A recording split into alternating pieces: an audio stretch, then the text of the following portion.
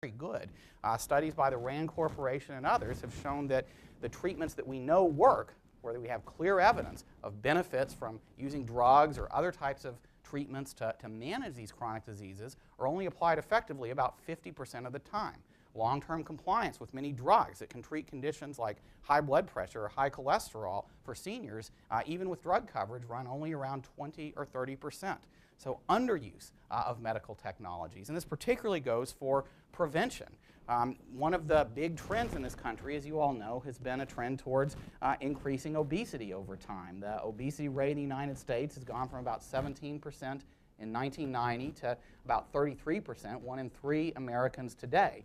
The average difference in healthcare cost per person for someone with and without diabetes is 20 to 25%. What's actually impressive is that over that time we're living longer. Our overall life expectancy and functional impairment measures have been getting better. It's just a very expensive way to go about doing it rather than preventing the health problems in the first place. So underuse of many types of medical treatments and other approaches, innovative ways of staying healthier that could keep our healthcare costs down. And I'm sure many of you are familiar with the problems of misuse of medical technologies in our country as well. A new report was out today suggesting that in the Boston area, 1 in 10 patients who are hospitalized may have important medical errors occur during their stay. And this is after years of attention to the problems of medical errors. Focusing on short-term cost reductions alone hasn't worked to address these huge gaps between what we could achieve in terms of quality and efficiency in healthcare and better health and what we are actually achieving. And this is not surprising. If the focus is just on controlling prices or short-term cost cutting, well, that doesn't work in any industry. For those of you who are economists here, that doesn't work in any industry to get much better quality or value. And these kinds of blunt instrument approaches are increasingly bad fits in a rapidly changing, personalized industry with a lot of innovation.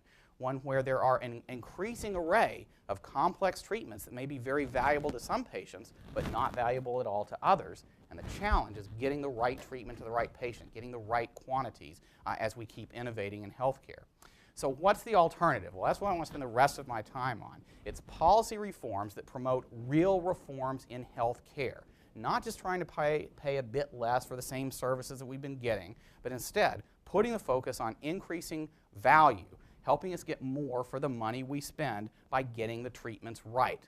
Looking ahead based on what we are spending today and the spending projections going out of increasing spending in Medicare, Medicaid, and private health insurance and increasing out-of-pocket spending, I think this is the only way to get affordable health care to everyone. And it's not just me saying this these days. If you listen carefully to the presidential candidates, every single one of them is saying it as well. This backdrop of